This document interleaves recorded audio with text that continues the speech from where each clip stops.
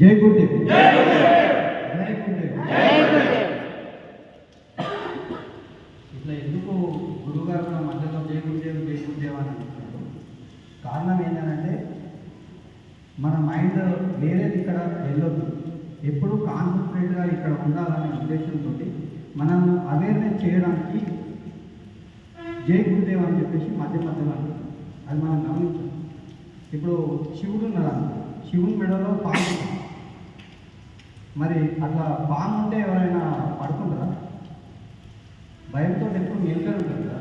అంటే అవేర్నెస్కి చిహ్నం శివుడు అన్న. అంటే ఎప్పుడు పడుకోడే, ఎప్పుడు ధ్యానంలో చైతన్యవంతంగా ఉంటాడు కాబట్టి ఆ పాముని అతనికి ఇవ్వాల్సి వచ్చింది. మన ఏదైనా ఆధ్యాత్మిక భావనలో తీసుకుంటే ఏదైనా ఈ దేవతా విగ్రహాలు కానీ దేవుళ్ళు కానీ ఏ విధంగా డిజైన్ చేశారంటే దానికి ఉన్నటువంటి శక్తిని ఆపాదిస్తూ, మన దగ్గర ఉన్నటువంటి శక్తిని వాటికి ఆపాదిస్తూ చేశారు. ఇప్పుడు ఒక 50 మందిని కొట్టగలిగేటటువంటి వ్యక్తి ఏ విధంగా ఉంటాడు? మంచిగా కండలు కలిగి పుష్టిగా ఉండాలి. ఇప్పుడు ప్రభుదేవం చూస్తే 50 మందిని కొట్టగలుగుతాడని అనుకుంటారా? అనుకో. అదే ప్రభాస్ను చూస్తే అనుకుంటాడు.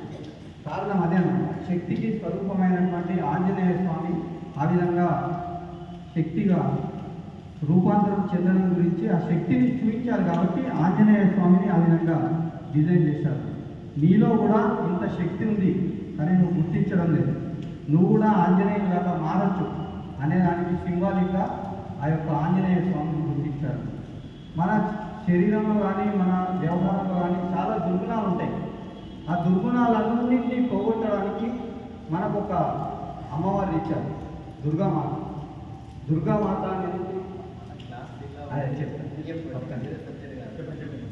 దుర్గామాతని ఆ విధంగా ఇట్లా ఈ విధంగా వాటికి ఉన్నటువంటి గుణగణాలతోటే ఆ దేవతా స్వరూపాలను చేశారు కాబట్టి వాటిని చూస్తూ మనం కూడా అటువంటి గుణాలను మనం ఆపాదించుకోవాలి.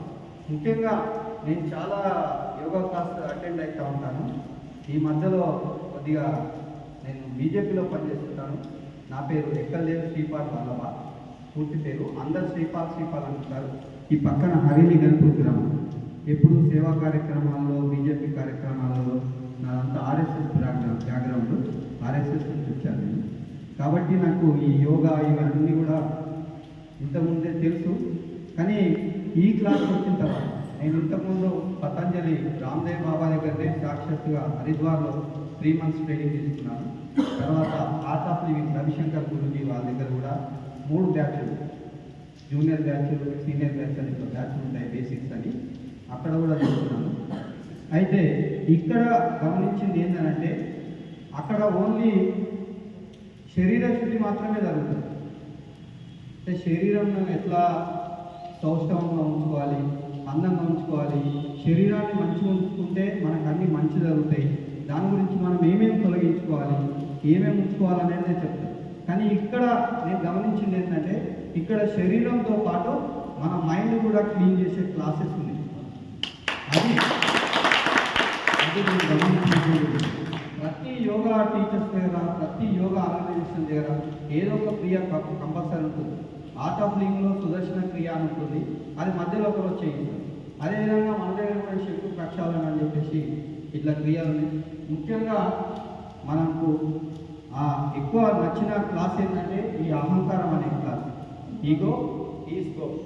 ఇన్ని రోజులు మనం నిన్నటి వరకు కూడా గురుజీ మనకి ఏం చెప్పిందంటే మనం అందరం దేవతా స్వరూపులమే, దేవుడు మన ఎందే ఉన్నాడు కానీ మనం తెలుసుకోలేకపోతున్నాం.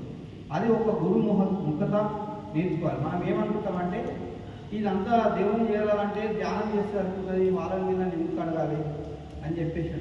అసలు ఫస్ట్ నువ్వు ఎవరు, ఎందుకు దేవుని పూజ చేయాలి, ఎందుకు చేయాలని తెలిస్తేనే మనకు అది తెలుస్తుంది. ఆ విషయాలన్నీ ఇక్కడ తెలిసినాయి. నిన్న మనకు చెప్పిన అందరు మూర్తులే పాదాలను పట్టుకొని దండం పెట్టుకోండి అందరికీ అని. కానీ అప్పటికి కూడా ఇంకా మన అహం పోలేదు. నేనెందుకు ఆడవాళ్ళని మొక్కాలి, నేనెందుకు మగవాళ్ళని మొక్కాలి అని చెప్పేసి ఎక్కడ వాళ్ళు అక్కడ బిడియంతో కావచ్చు, ఏదంతో కావచ్చు, దాని పేరు అహమే, ఈగోనే. Ego ego. Don't become a football and other opinion. అంటే ఎవరి అభిప్రాయాలకు మనం సాలి కంటే కారాలి.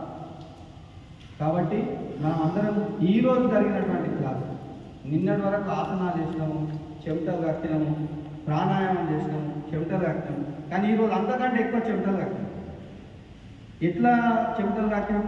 ఆనందంగా, ఆహ్లాదంగా, సంతోషంగా ఉంటూ చెమటలు కక్కినాం. ఇవి ఒరిజినల్ చెమటలు. నిన్న మొన్న చేసిన అంత ప్రాక్టికల్ చెమటలు. అంటే మనం ఒక క్రియ చేస్తున్నాం కాబట్టి దానికి అర్థమైతే ఇంకా మన శరీరంలో హీట్ జనరేట్ అవుతుంది, దాంతోపాటు వస్తాయి. ఈరోజు ఆనందంగా అన్నటువంటి మళ్ళీ ఇంకోటి ఏంటంటే అందరు బిడియం అంతా పోయింది. ఈరోజు నేను అనే అహం అంతా పోయింది. అందరం సమానమే. గురువుగారు ఒక పదం చెప్తున్నారు, చేతులు పట్టుకోండి అంటే పక్క ఆడవాళ్ళు ఉన్నారా మగవాళ్ళు ఉన్నారా చూడకుండా ధనాన్ని చేతులు పట్టుకుంది. ఎందుకంటే మన కాన్సన్ట్రేషన్ అంతా ఆటలో ఉంది, దేవుడు గారి గురువు గారి ఆజ్ఞలో ఉంది. కాబట్టి మనం ఎల్లప్పుడూ కూడా ఇంకా చాలా చెప్పేట్టున్నాయి.